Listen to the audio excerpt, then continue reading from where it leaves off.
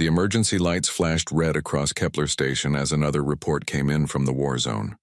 Admiral Thexvar watched the holographic display with growing concern. Another 3 billion souls lost when the Thanari bioships consumed the outer colonies of Rigel 7. The Zephyrian counterattack had been swift and brutal, cracking 2 Thanari hive worlds with their reality-bending weapons. 3 years of war had turned a quarter of the galaxy into a graveyard. The Zephyrian Empire and the Thanari Collective, 2 of the most powerful civilizations in known space, were tearing each other apart. What started as a border dispute over mining rights had exploded into total war. Neither side would back down. Either side could win. How many more systems can we lose before this spreads to Council space? Asked Councillor Vextar, her blue skin pale with worry. The tall, slender woman represented the Altarian Republic, one of the founding members of the Galactic Council. Admiral Thexvar's 4 arms gestured helplessly at the tactical display. At this rate, the fighting will reach the neutral zone within 6 months. Both empires are calling up their reserve fleets. They're preparing for one final battle that will decide everything. The council chamber fell silent. 47 species had joined together to maintain peace in the galaxy.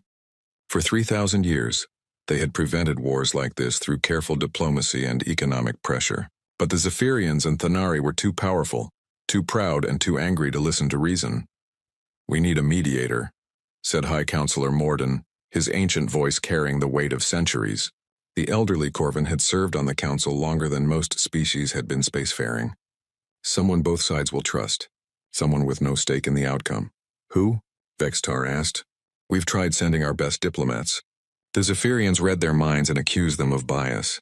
The Thanari's collective intelligence overwhelmed our negotiators with psychic pressure. Every major species in the council has trade agreements or military treaties with one side or the other.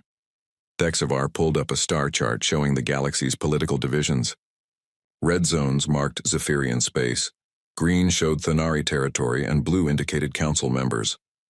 Small yellow dots scattered throughout represented minor species, young civilizations with limited space travel and tiny territories. "What about one of the newcomers?"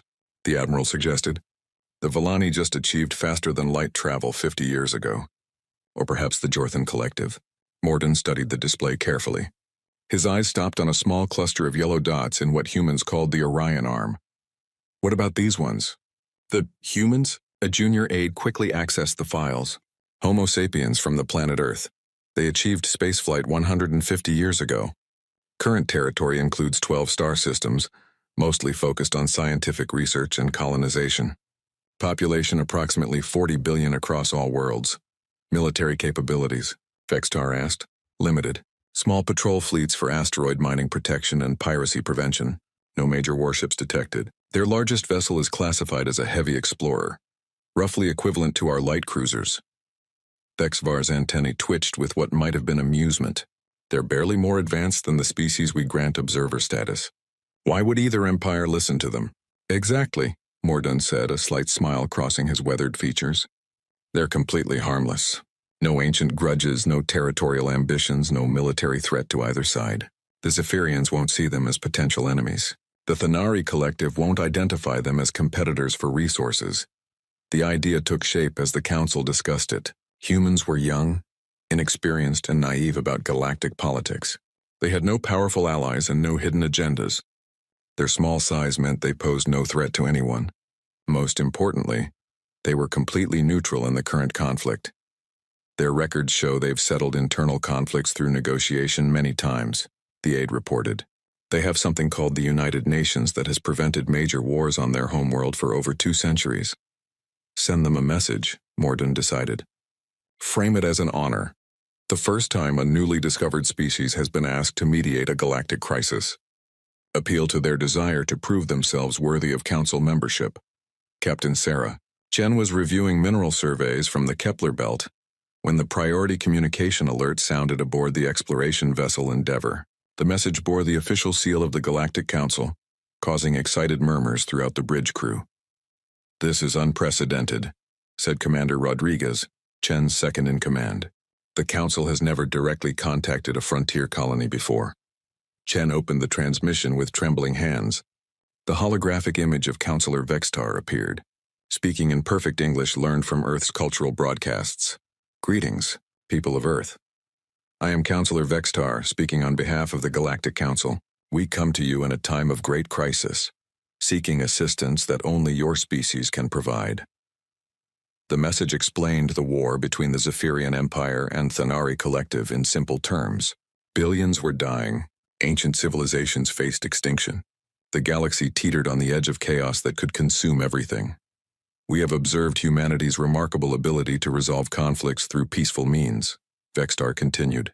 Your species' fresh perspective and lack of involvement in galactic politics makes you uniquely qualified to serve as neutral mediators. This would be an unprecedented honor, the first time a newly contacted species has been entrusted with such responsibility. Chen felt the weight of history settling on her shoulders. Earth had dreamed of joining the galactic community since first contact. This was their chance to prove humanity belonged among the stars. The Council formally requests that Earth send diplomatic representatives to Kepler Station within 3 standard weeks. We understand this is short notice, but time is critical. Every day of delay costs more lives. The transmission included detailed information about both warring species, their histories, territories, and the roots of their conflict. Chen studied the files with growing amazement. The Zephyrians could manipulate space and time itself. The Thanari had turned biological engineering into an art form. Both civilizations were older than human recorded history. How are we supposed to mediate between gods? Rodriguez wondered aloud. Chen forwarded the message to Earth immediately. The response came back within hours. A unanimous decision from the United Earth government. Humanity would answer the call. Dr. Marcus Webb received the appointment as Earth's chief negotiator. A career diplomat with experience in corporate mediation and international relations, Webb had spent the last decade studying alien cultures through the few council databases Earth could access. He was calm, intelligent, and absolutely determined to succeed. This is our moment, Webb told his carefully selected team as they prepared for departure. Humanity gets one chance to prove we belong in the galaxy. We can't afford to fail. The diplomatic vessel Harmony launched from Earth's orbital shipyards 3 days later. It was humanity's finest ship, sleek, fast, and equipped with the best technology Earth could provide.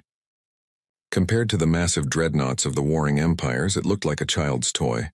But Webb wasn't worried about appearances. He carried something more powerful than weapons or armor. He carried humanity's greatest strength, the ability to find common ground between enemies, to build bridges where others saw only walls. The journey to Kepler Station took 2 weeks through hyperspace. As they approached the massive diplomatic facility, Webb's team got their first real look at galactic civilization. Ships from dozens of species filled the docking bays. Some looked like living creatures, others appeared to be made of pure crystal or metal. The diversity was overwhelming.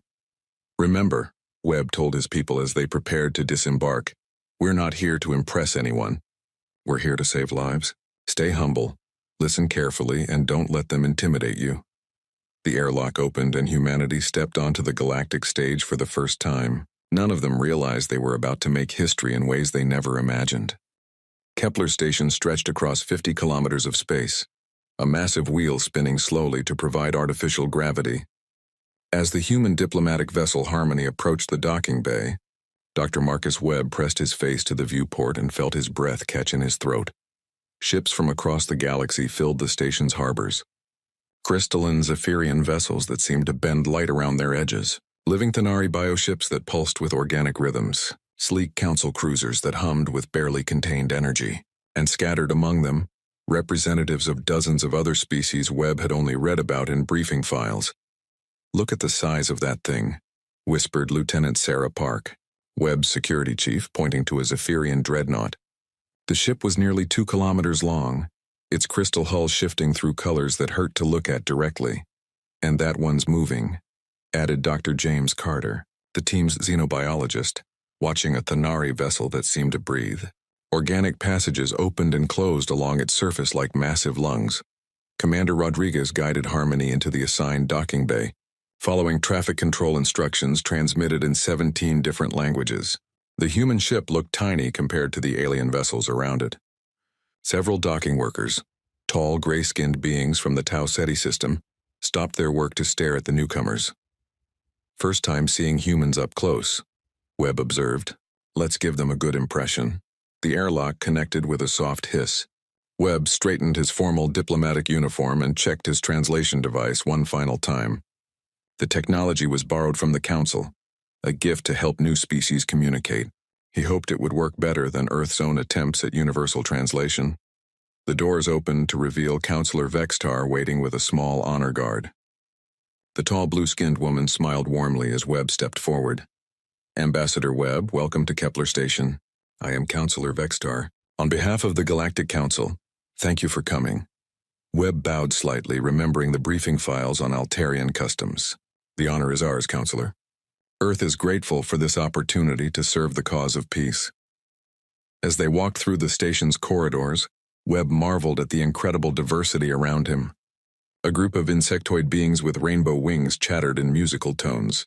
Massive bear-like creatures lumbered past carrying diplomatic pouches. In one corner, several species that seemed to be made of living metal stood in perfect silence. The station houses permanent representatives from all 47 council member species, Vextar explained.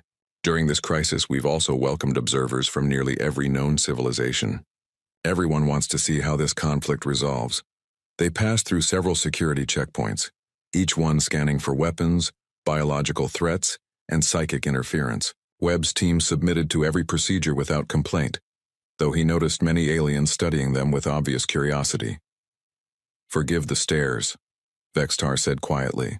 Most species here have never seen humans before. You're something of a novelty. We understand, Webb replied. We're just as curious about everyone else. Their quarters were in the diplomatic section, a comfortable suite with artificial gravity set to Earth normal. The rooms were designed to accommodate various alien physiologies, with adjustable atmosphere, lighting, and temperature controls. Wall screens displayed real-time updates from across the galaxy.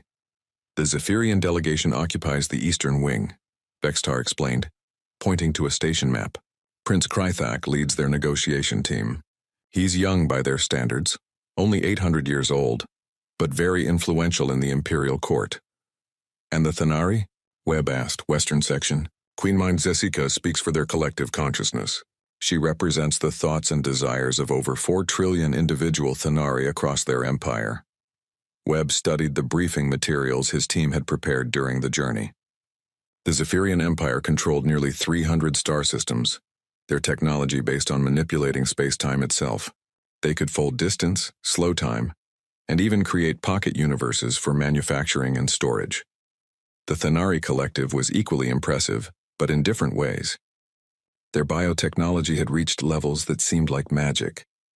They grew their ships rather than building them, modified their own bodies for different environments, and shared thoughts across vast distances through quantum-entangled neural networks. Both civilizations have been spacefaring for over 10,000 years, Dr. Carter noted, reading from his tablet. They're not just ancient, they're practically gods compared to us. Gods don't need mediators, Webb reminded his team. They asked us here because sometimes an outside perspective can see solutions that insiders miss. The next morning, Webb's first official meeting was with High Counselor Morden. The elderly Corvin received him in a formal chamber decorated with artifacts from across the galaxy. Morden himself was impressive, nearly 3 meters tall, with silver skin and eyes that seemed to hold the wisdom of ages. Ambassador Webb, Morden said, his voice carrying harmonics that the translation device struggled to process. You must understand the magnitude of what we're asking. These 2 empires have been enemies since before your species developed agriculture. Their hatred runs deeper than oceans. We've studied the historical files, Webb replied. The conflict started over mining rights to the Altair system, but the real issues go much deeper. Indeed. Cultural differences, territorial expansion, religious disputes, trade disagreements, they've been building toward this war for millennia. Only mutual exhaustion has brought them to the negotiating table. Morden activated a holographic display showing the war zone. Red and green markers indicated battle sites, with casualty figures that made Webb's stomach turn. Entire planets had been sterilized. Star systems lay empty and lifeless. 3 billion Zephyrians dead, Morden continued. 5 billion Thanari consumed by their own bioweapons when they malfunctioned. 12 neutral worlds caught in the crossfire and completely destroyed. The numbers are beyond comprehension. How can we possibly succeed where the Council's own diplomats have failed? Lieutenant Park asked. Because you're not us. Morden smiled sadly. Every Council species has some connection to this conflict. Trade agreements, military treaties, historical debts. We all have reasons to favor one side or the other. But humanity is completely neutral. You have no stake in the outcome except peace itself. That afternoon, Webb received his first glimpse of the opposing delegations. The Zephyrian team moved through the station like living artwork. Prince Krethak stood nearly 4 meters tall, his crystalline body shifting through deep purples and blues that indicated calm concentration. His advisors followed in perfect formation, their psychic abilities allowing them to communicate without words. The Thanari delegation was equally impressive, but in a completely different way. Queen Mind Zessica appeared to be a single entity, but Webb knew she was actually a collective consciousness inhabiting multiple bodies. Her primary form was insectoid, with compound eyes that could see across multiple spectrums and mandibles that clicked in complex rhythms. Look at their escort ships, Commander Rodriguez pointed out, studying the docking bay displays. Those Zephyrian cruisers, our sensors can't even properly measure them. They seem to exist in multiple dimensions at once. And the Thanari bioships are regenerating damage while we watch, Dr. Carter added. That one lost an entire section to combat damage, but it's already growing back. Webb felt the weight of impossibility settling on his shoulders. How could humanity, barely a century and a half out of their birth system, mediate between civilizations that could reshape reality itself? We're not here to match their technology, he reminded his team. We're here to find common ground. Every species, no matter how advanced, wants some of the same basic things: security, prosperity, a future for their children. The opening ceremony took place in the station's Great Assembly, a massive chamber that could hold representatives from every known species. Webb's team took their assigned seats in the center, literally between the Zephyrian and Thanari delegations. As the formal presentations began, Webb realized that everyone in the room was watching them. Some faces showed curiosity, others skepticism, and a few displayed what could only be described as pity. The humans were clearly seen as naive children attempting to solve problems far beyond their understanding. Prince Krethak's opening statement lasted 3 hours and covered territorial disputes dating back 8,000 years. Queen Mind Zessica's response addressed biological incompatibilities and resource conflicts with mathematical precision that would have impressed Earth's best computers. Webb listened to everything, taking careful notes and asking for clarification when needed. His team remained alert and professional, despite the obvious condescension from many observers. They're treating us like pets, Lieutenant Park whispered during a break. Cute little mammals trying to play with the big boys. Let them, Webb replied quietly. Underestimation can be an advantage. While they're dismissing us, we'll be finding the real solutions. As the first day of negotiations ended, Webb felt both overwhelmed and determined. The task ahead seemed impossible, but humanity had overcome impossible odds before. They just needed to find the right approach. 6 days of negotiations had achieved nothing but louder arguments and deeper resentment. Dr. Marcus Webb sat in his quarters, reviewing his notes with growing frustration. Every attempt at compromise had been met with suspicion. Every suggestion for peace had been torn apart by ancient grudges that predated human civilization. They don't want peace, Lieutenant Park said, pacing across the room like a caged animal. They want total victory. Both sides are just here to look reasonable before they finish destroying each other. Webb rubbed his tired eyes. The translation device gave him constant headaches, and the stress of mediating between two godlike civilizations was wearing him down. There has to be something. Some common ground we haven't found yet. Dr. Carter looked up from his xenobiology reports. I've been studying their cultural files. The Zephyrians believe the universe has a natural order that must be preserved. They see the Thanari's biological modifications as corruption of that order. Meanwhile, the Thanari view adaptation and change as the highest form of existence. To them, the Zephyrians are stagnant and dying. Philosophical differences we can work with, Webb said. But when I suggested they could coexist by taking different territories, Prince Krethak accused you of not understanding the spiritual significance of contested star systems. Commander Rodriguez finished. And Queen Mind's Zesika calculated that human mediation had a 0.01% probability of success.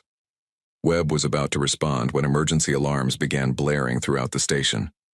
All communication screens lit up with priority alerts from the war zone.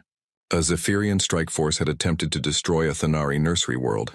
The attack had failed, but the biological weapons released in response had sterilized 3 Zephyrian colony systems. 12 billion dead in the last 6 hours, Webb read from the casualty reports. While we've been talking, they've been killing each other. The next morning's session opened with Prince Krythak's formal accusation of war crimes. The tall crystalline being stood at the center of the chamber, his body pulsing with angry reds and oranges as he spoke. The Thanari Collective has violated every law of civilized warfare. His translated voice boomed across the assembly. Their bioweapons consume not just soldiers but entire ecosystems. They are a plague that must be stopped before they devour the galaxy. Queen Mind Zesika's response was immediate and devastating. Multiple bodies of the collective consciousness moved in perfect synchronization as holographic displays filled the air around them. The images showed Zephyrian planet crackers in action. Massive weapons that literally split worlds apart at the molecular level. The hive mind presents evidence of systematic genocide, her harmonized voices declared. 17 nursery worlds destroyed. 400 billion young consumed by crystalline fire. The Zephyrians seek not victory but extinction of our species. The accusations flew back and forth, each more horrific than the last. Ancient battles, broken treaties, war crimes that stretched across millennia. Webb tried repeatedly to call for order, but both sides ignored him completely. Perhaps if we focus on the current situation rather than historical grievances, Webb began. Prince Krythak turned toward him, his crystal form shifting to deep purple, a color Webb's briefing files identified as contempt. Ambassador Webb, your species has existed in space for barely a century. These conflicts began when your ancestors were still learning to use fire. What could you possibly understand about the complexities involved? The prince speaks truth, Queen Mind Zesika added, her compound eyes reflecting Webb's image in thousands of fragments. The hive mind calculates human military capacity at 0.003% of either our forces. Your suggestion of enforcement mechanisms is mathematically impossible. Laughter rippled through the chamber, not from the Zephyrians or Thanari, but from the council observers. High Counselor Morden looked genuinely sorry for Webb, while other species representatives didn't bother hiding their amusement. I wasn't suggesting military enforcement, Webb said, struggling to maintain his diplomatic composure. I was proposing neutral buffer zones monitored by council peacekeepers. With what authority? Krythak demanded. Your tiny fleet? Your 12 systems? You speak of guarantees you cannot provide, of enforcement you cannot achieve. This is why children should not mediate between their elders. Queen Mind Zesika's form shifted as new information flowed through the collective consciousness. Long-range sensors detect mobilization of Zephyrian reserve fleets. 300 vessels including 7 reality manipulation dreadnoughts. Combat probability calculations indicate preparation for final offensive. Because you have activated your own swarm fleets, Krythak replied coldly. 800 bioships emerging from your nursery systems. Ships the size of small moons, armed with weapons that can consume matter itself. The argument escalated beyond anything Webb had witnessed before. Zephyrian psychic abilities began affecting the station's electronics, causing lights to flicker and gravity to fluctuate. Thanari pheromone weapons triggered automatic quarantine protocols as evacuation alarms sounded. Enough, Webb shouted, but his voice was lost in the chaos. Krythak's crystal body had turned deep red, the color of absolute fury. The Thanari plague spreads across the galaxy like a cancer. We will cauterize this infection once and for all. The collective grows tired of crystalline arrogance, Zesika's unified voices declared. The hive mind calculates Zephyrian civilization probability of survival at 0%. Both delegations began moving toward the exits, their escorts forming protective formations. The careful diplomacy of 6 days collapsed in minutes as ancient hatred boiled over. Wait, Webb called desperately. We can still find a solution. There must be some compromise. Prince Krythak paused at the chamber's entrance, his form shifting to the deep purple of pity mixed with contempt. Ambassador Webb, Your efforts have been quaint. But this is beyond your understanding. Your species controls a handful of systems around an unremarkable star. You have no concept of the forces at work here. Your people number in the billions, Queen Mind Zessica added, her collective consciousness speaking with mathematical certainty. We number in the trillions. Your largest warship would not qualify as a patrol craft in our fleets. This conflict will be decided by powers you cannot comprehend. The chamber emptied, leaving Webb's team alone among the abandoned negotiation tables. The holographic displays still showed tactical readouts from the war zone. 2 massive fleets converging on neutral space for what would likely be the final battle. 30 years, Dr. Carter said quietly, staring at the fleet movements. That's how long our best analysts estimate it will take either side to recover from this war. 30 years of galaxy-wide chaos while they rebuild. If there's anything left to rebuild, Commander Rodriguez added grimly. Those weapons they're deploying, some of them can destroy entire star systems. Webb slumped in his chair, feeling the weight of failure crushing down on him. Humanity's first chance to prove themselves on the galactic stage had ended in disaster. They had been dismissed as insignificant children playing at diplomacy. We should evacuate, Lieutenant Park suggested. Both fleets are moving toward this sector. If fighting breaks out near the station... No, Webb said firmly. We stay until the last possible moment.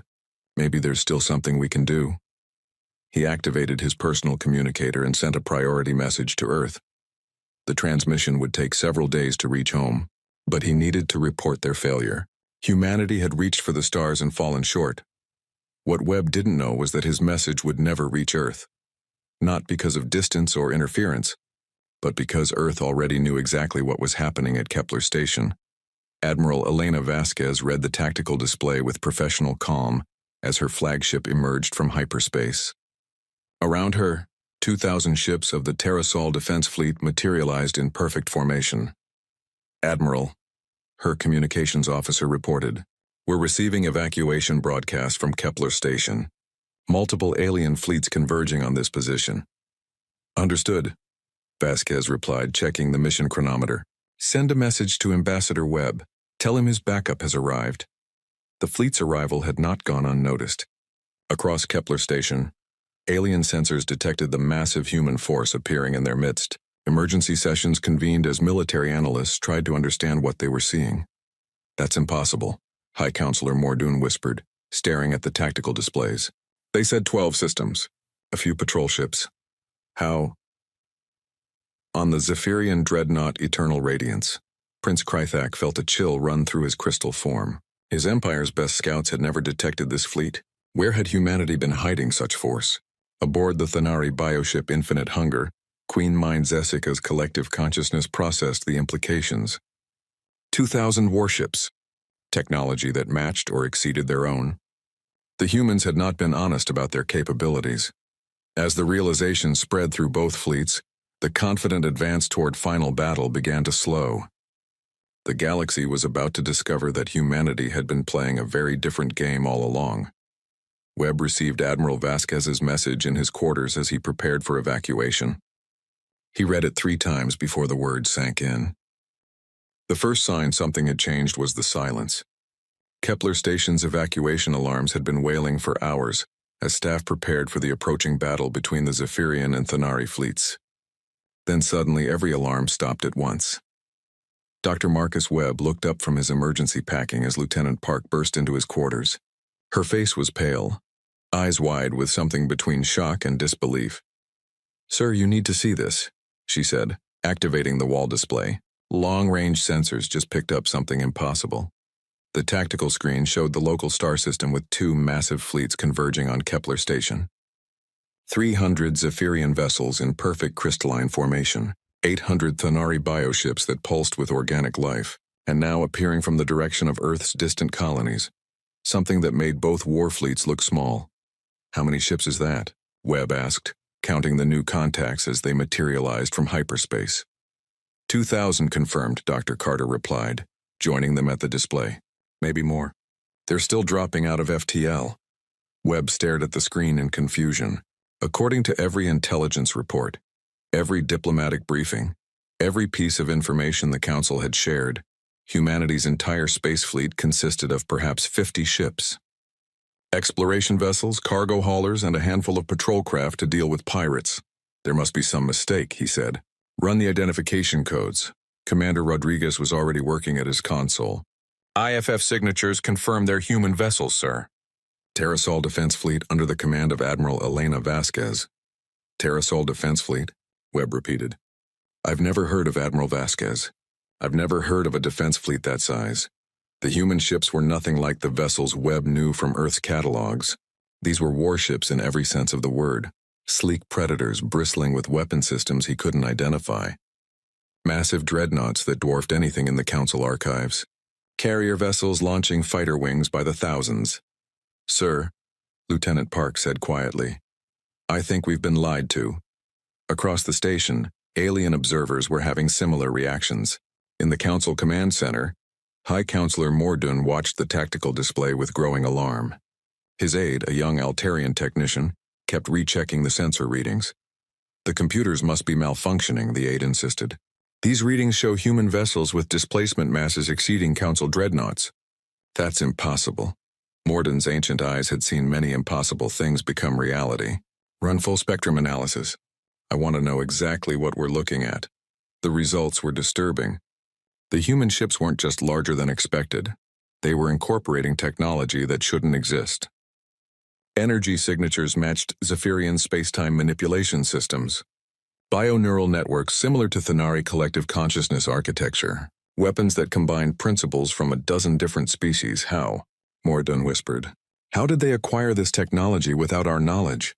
Aboard the Zephyrian dreadnought Eternal Radiance, Prince Krethak stood in his command crystal watching the human fleet deploy. His psychic abilities let him sense the confusion rippling through his officers. This was not what their intelligence had predicted. My prince, his chief navigator reported, our deep scans detect space-time distortions around the human vessels. They appear to be using modified versions of our own dimensional anchor technology. Krethak's crystal form shifted to deep orange, the color of troubled thought. Modified how? Improved, my prince. The efficiency ratings are significantly higher than our current systems. The prince felt something he hadn't experienced in centuries of warfare: uncertainty. The humans had somehow acquired an enhanced Zephyrian technology that was supposed to be impossible to reverse engineer. On the Thanari bioship Infinite Hunger, Queen Mind Zesika's collective consciousness processed the information flowing in from thousands of sensory organisms. The human ships registered on biological scanners in ways that defied explanation. Analysis indicates hybrid biomechanical systems, one segment of her mind reported to another. Human vessels incorporate living components derived from our own ship growth protocols.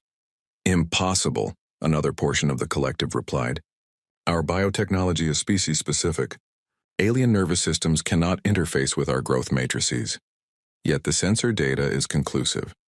The humans have successfully integrated our biological systems with their mechanical engineering.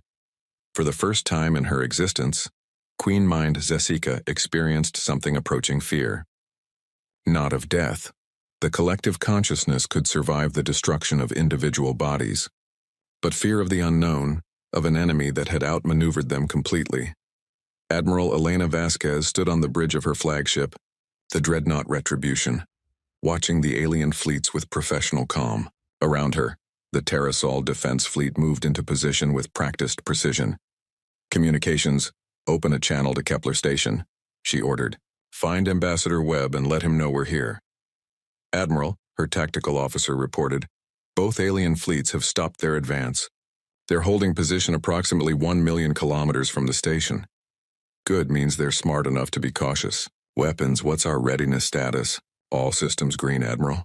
48 dreadnoughts ready for action. 300 cruisers standing by. Carrier groups have deployed full fighter complements. We have total tactical superiority. Vasquez nodded, studying the display. The Zephyrian and Thanari fleets were impressive by galactic standards. But the Terrasol Defense Fleet had been designed specifically to fight enemies exactly like them. Every weapon system, every defensive measure, every tactical doctrine had been developed with these ancient empires in mind. Admiral, the communications officer called out, we're receiving a priority transmission from Ambassador Webb aboard Kepler Station. Webb's image appeared on the main screen, his face a mixture of confusion and relief. Admiral Vasquez, I'm grateful for your arrival, but I have to ask, where did this fleet come from? And why wasn't I informed? Vasquez smiled slightly. Need-to-know basis, Ambassador. Your job was to keep them talking while we got into position. Mission accomplished. Keep them talking? You mean the negotiations were a distraction? The negotiations were real, Ambassador. We genuinely hoped you could find a peaceful solution. But humanity learned long ago to prepare for the possibility that diplomacy might fail. Webb stared at her in shock. How long have you known this war was going to reach Council space? We've been tracking the conflict since it began 3 years ago. Our intelligence services predicted it would escalate to threaten neutral systems within 18 months. We've had 2 years to prepare. Intelligence services? Admiral, what aren't you telling me about Earth's capabilities? Vasquez checked her mission chronometer. Both alien fleets were beginning to request communication, probably demanding explanations for the human fleet's presence. Time to end the deception. Ambassador, what I'm about to tell you is classified at the highest levels. Earth's government decided it was necessary to maintain operational security, even from our own diplomatic corps. The truth, when it came, struck Webb like a physical blow. Humanity's 12 systems were just the visible colonies, the ones they allowed alien observers to see. Hidden throughout dark space were dozens of other worlds. Industrial centers, shipyards, research facilities, and military bases. We've been spacefaring for 150 years, Vasquez explained. For the last century, we've been preparing for the day we would encounter hostile alien civilizations. Every first contact protocol included intelligence gathering. Every trade agreement included technology acquisition. Every diplomatic exchange was an opportunity to learn. The Terrasol Defense Fleet was the culmination of that century of preparation. 2,000 ships built in secret shipyards using the best technology humanity could steal, buy, or reverse engineer from every species they encountered.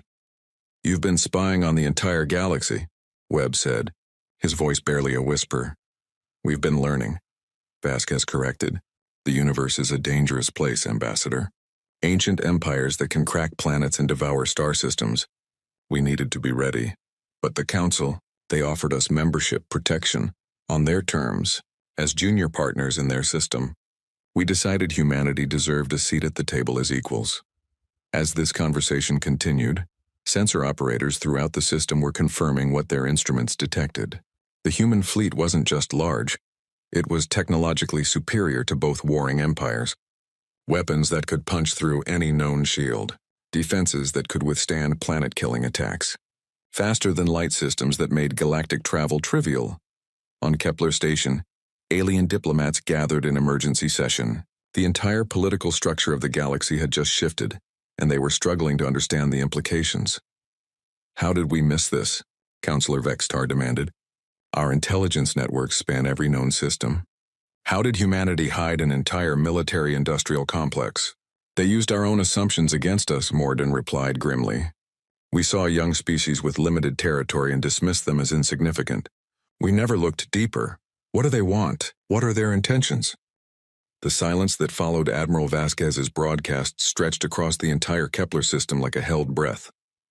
For the first time in 3 years of devastating war, both the Zephyrian Empire and the Thanari Collective found themselves facing something more dangerous than each other. Dr. Marcus Webb stood in the station's observation deck, watching through reinforced transparent aluminum as the human fleet held perfect formation around them. 2,000 warships that shouldn't exist, commanded by officers he'd never heard of, protecting a negotiation he thought had failed. Sir, Lieutenant Park said quietly, joining him at the massive windows. We're receiving communication requests from both fleets. They want to talk, Webb almost laughed. 6 days of pleading, threatening, and diplomatic maneuvering had achieved nothing. Now with the Terrasol Defense Fleet holding weapons on them, both ancient empires suddenly wanted to negotiate. Put them through to the main conference chamber, he said, and send my compliments to Admiral Vasquez. Tell her I'd like to coordinate our approach. The walk to the conference chamber felt different now. Alien beings who had ignored or condescended to Webb for days now stepped aside respectfully as he passed. The Tau Ceti dock workers bowed slightly. A group of insectoid diplomats chittered nervously and fell silent when he approached.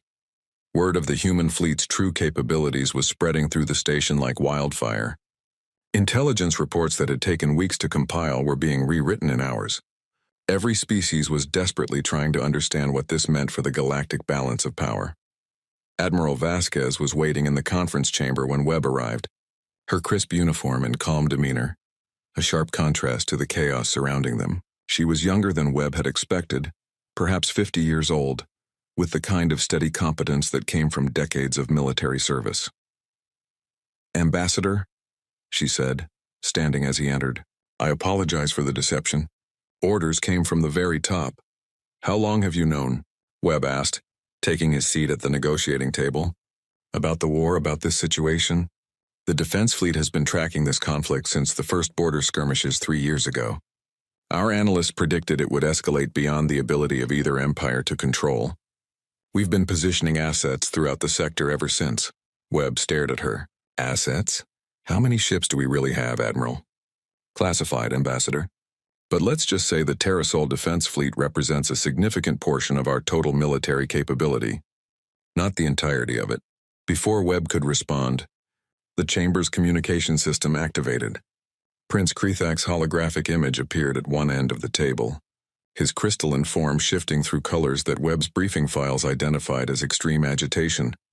"Ambassador Webb," the prince said, his translated voice carefully controlled, "I believe we may have underestimated humanity's capabilities.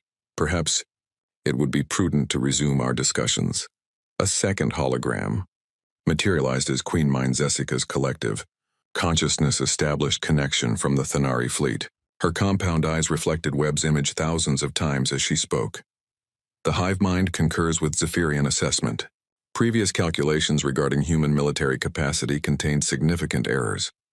Negotiation parameters require adjustment." Webb felt a smile tugging at the corners of his mouth. These were the same beings who had dismissed him as a naive child just hours earlier. Now they were speaking to him with the kind of respect usually reserved for equals. "I'm glad you've reconsidered," Webb said diplomatically. "Perhaps we can discuss those buffer zones and ceasefire terms you found so impractical yesterday." The next several hours revealed just how dramatically the situation had changed. Prince Krethak, who had been demanding total Thanari surrender, now proposed a 50-year peace treaty with clearly defined territorial boundaries. Queen Mind Zessica, whose collective consciousness had calculated human proposals as impossible, now offered to withdraw from 12 contested systems in exchange for guaranteed passage rights. "The hive mind has reprocessed available data," Zessica explained when Webb questioned the sudden change in position. "Human fleet capabilities indicate enforcement mechanisms previously thought impossible are now feasible." Admiral Vasquez had remained silent through most of the negotiations, but now she activated a holographic display showing the current tactical situation. The three fleets formed a triangle in space, with the human force positioned to intercept any movement between the other two. "To clarify our position," Vasquez said calmly, "humanity is prepared to guarantee any peace agreement reached here today. We have the capability to monitor compliance across all disputed territories and respond to violations within hours rather than months." Prince Krethak's crystal form flickered through rapid color changes. "You're proposing to police two galactic empires that have existed since before your species evolved?" "We're offering to help maintain peace," Webb corrected smoothly, "just as the Council requested when they invited us to mediate this conflict." "The Zephyrian Empire does not submit to foreign oversight," Krethak declared, his form shifting to aggressive reds. Admiral Vasquez touched a control on her command tablet.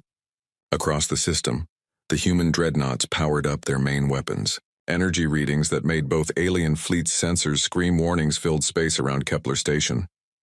"We're not asking you to submit to anything," Vasquez said, her voice never losing its professional calm. "We're explaining the new reality. You can have peace with human guarantees, or you can continue your war with human interference. Those are your options." The demonstration lasted exactly 30 seconds before the weapons powered down. It was enough. Every military analyst in both fleets had seen readings that defied their understanding of physics. Weapons that could crack planets, shields that could withstand star-core temperatures, propulsion systems that bent space-time itself. Queen Mind Zessica was the first to break the silence. The collective accepts human enforcement protocols. Territorial boundaries will be respected under Terrasol oversight. Prince Krythak took longer to respond, his form cycling through colors Webb had never seen before. Finally, the crystal being seemed to reach some internal decision. The Zephyrian Empire acknowledges the new paradigm. We will accept human mediation of territorial disputes. Over the next 6 hours, a comprehensive peace treaty took shape. Territorial boundaries were redrawn with human colonies serving as neutral buffer zones. War reparations would be paid to a council relief fund administered from Earth. Both empires agreed to technology sharing arrangements that would, incidentally, give humanity access to their most advanced research. The details were complex, but the underlying reality was simple. Humanity had revealed itself as the dominant military power in the galaxy, and both ancient empires were accepting that fact. "There's one thing I don't understand," Webb said during a break in negotiations. "Why the secrecy? Why not reveal our true capabilities from the beginning?" Admiral Vasquez poured herself coffee from a thermos, a distinctly human touch in the chamber full of alien technology. "Because then it would have looked like intimidation rather than mediation. This way, both sides got to make their own choices. They chose peace because you threatened them. They chose peace because war became unprofitable. There's a difference." As the treaty negotiations concluded, High Counselor Mordun arrived to witness the signing ceremony. The ancient Corvin looked older than his considerable years, clearly struggling to process the implications of what he was seeing. "How long?" he asked Webb privately. "How long has humanity been planning this?" Webb considered his answer carefully. "According to Admiral Vasquez, we've been preparing for hostile contact since we first achieved faster-than-light travel. 150 years of intelligence gathering and military development. You've been studying us, learning our weaknesses, learning how to survive in a galaxy full of species that could destroy us," Webb corrected. "The Zephyrians can manipulate space-time. The Thanari can consume entire star systems. What were we supposed to do? Trust that everyone would be friendly?" Mordun was quiet for a long moment. "The Council offered you protection, membership in our organization, as junior partners, with limited voting rights and no real influence over policy." Webb met the elder being's eyes. "We decided humanity deserved better." The signing ceremony took place in the Great Assembly, with representatives from every known species watching via holographic link. Prince Krythak and Queen Mind Zessica affixed their respective forms of authentication to the treaty documents, formally ending 3 years of devastating war. But everyone present understood they were witnessing something far more significant than a peace treaty. They were watching the emergence of a new galactic superpower, one that had been hiding in plain sight for over a century. As the ceremony concluded and the fleets began dispersing, Webb received a private communication from Earth. The message was brief but carried the weight of history. "Congratulations, Ambassador. Phase 1 complete. Prepare for Phase 2, integration protocols." Webb deleted the message and looked out at the stars. Humanity had spent 150 years preparing for this moment. The day they would reveal themselves as equals among the ancient powers of the galaxy.